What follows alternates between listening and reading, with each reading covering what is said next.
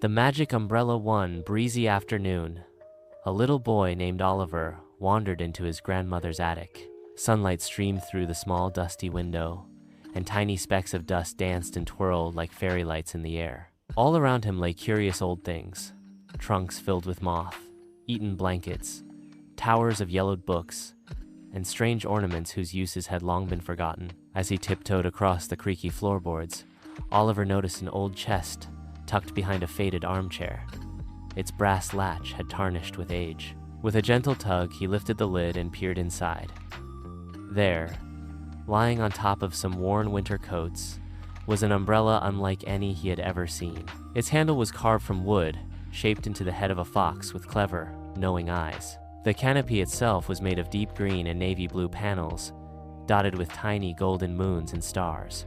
Even though it looked old, the umbrella felt warm and strong in his hand. When Oliver pressed the little button on the handle, it opened with a merry whoosh, as if it had been waiting for him all along. "Grandma, whose umbrella is this?" Oliver called out, his voice echoing through the attic. His grandmother climbed the stairs, her apron fluttering as she moved. Seeing what he held, her eyes softened into a fond smile. "Ah, that belonged to your great-grandfather," she said. "They used to say it was magic. Perhaps it still is." "Magic?" Oliver's eyes widened. "Well, no one knows for sure," she chuckled. "But maybe you'll be the one to find out." Oliver's heart fluttered with excitement. He hugged the umbrella close, already dreaming of what secrets it might hold. The very next morning, a gentle drizzle draped the town in silver mist. Eager to try his new treasure, Oliver carried the umbrella to the park. The raindrops tapped softly on its canopy, sounding like a secret song only he could hear. Reaching the big oak tree at the heart of the park, Oliver opened the umbrella over his head and spun around once, twice just for fun. Then, quite suddenly, a playful breeze stirred the air. It grew stronger and stronger until it tugged at the umbrella so hard that Oliver's feet lifted off the ground. With a gasp, he soared up above the park, the houses shrinking below like toy blocks. The rain turned into a fine mist, and the sky shimmered with colors swirling around him. Blues as deep as oceans, golds as warm as candlelight. Everything spun faster and faster, until, with a gentle thump, Oliver landed on soft grass he had never seen before. When he opened his eyes, he found himself standing on a sunlit meadow. Butterflies drifted lazily from flower to flower, and a sweet breeze carried the scent of wildflowers and honey. Just a few steps away stood a very dignified badger wearing a red waistcoat and a top hat balanced neatly on his broad head. "Ah, good day to you," the badger said, tipping his hat with a paw. "You must be new here." "Welcome to the realm of talking animals." Oliver's mouth fell open. "You can talk?" "Of course," chuckled the badger. "Name's Barnaby Badger at your service." Feeling shy but curious, Oliver followed Barnaby along a winding dirt path. Along the way, bright-eyed sparrows chirped cheerful greetings, and squirrels darted among the tree branches, chattering as they passed. Soon they reached a village nestled among giant tree roots and cozy burrows. Shops with wooden signs lined the paths. One sold acorn pies and honey cakes. Another offered spools of spider silk thread. In the village, Oliver met many new friends. There was Clara, the clever crow, who wore round spectacles and kept the village bookshop filled with stories and maps. Milo the muskrat, a kindly baker whose honey cakes were so fluffy they melted on the tongue. And Petal the rabbit, with her crown of daisies, who told tales so vivid they seemed to paint pictures in the air. The animals were delighted to meet a real human boy. They gathered around him, eager to hear about his world, what clouds looked like from his window, how snow felt underfoot, and what it was like to fly a kite on a windy hill. In return, they shared stories of their own. Barnaby spoke of hidden waterfalls behind Bluebell Hill. Clara described a lost scroll of riddles she was determined to find, and Petal whispered of moonlit clearings where glowworms danced in silver rings. One sunny afternoon, Oliver sat under a sprawling blossom tree beside Petal. The petals floated gently to the ground, making a soft, fragrant carpet. Oliver traced the carved fox on the umbrella's handle and asked, "Petal, do you know why this umbrella brought me here?" Petal's pink nose twitched thoughtfully. "The old tales say it carries kind hearts to places where they're needed most. Maybe you're meant to help us somehow. Before Oliver could ask more, a dark shadow swept across the grass. Clara swooped down, feathers ruffled. Oliver! Barnaby! Come quickly! There's trouble in the orchard.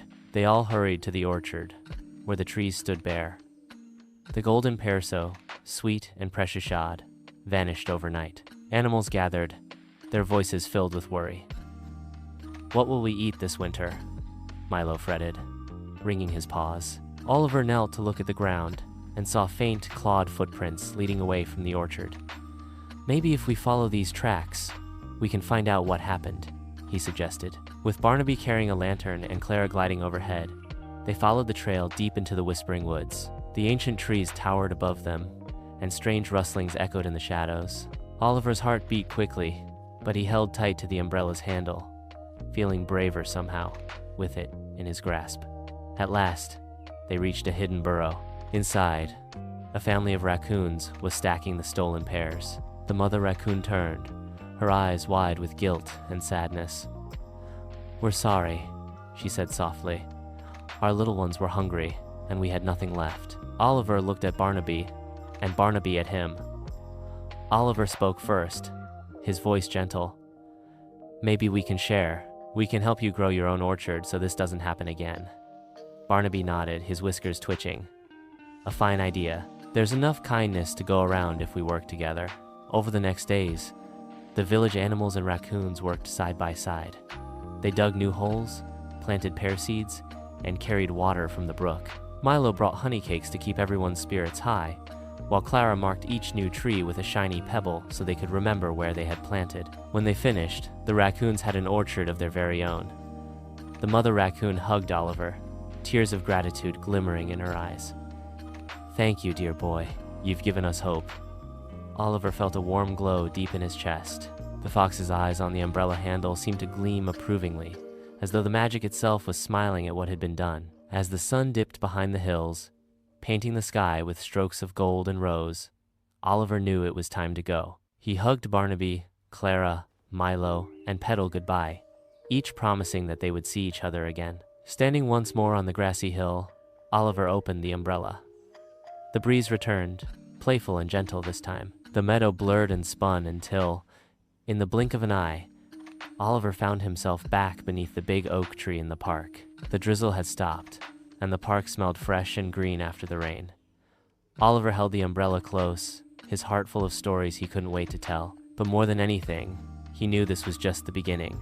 After that day, the magic umbrella carried Oliver back to the realm of talking animals many times. Each journey brought new adventures, helping Clara search for the lost scroll, baking the grandest honey cake with Milo for the harvest festival, exploring secret caves where mushrooms glowed like tiny lanterns, and dancing under moonlit skies as Petal spun new stories. No matter how far he traveled or how tall he grew, Oliver always kept the umbrella close, and every time he opened it, it reminded him that kindness, courage, and friendship could open the door to worlds beyond imagining, and that sometimes the best magic of all comes from a heart willing to help.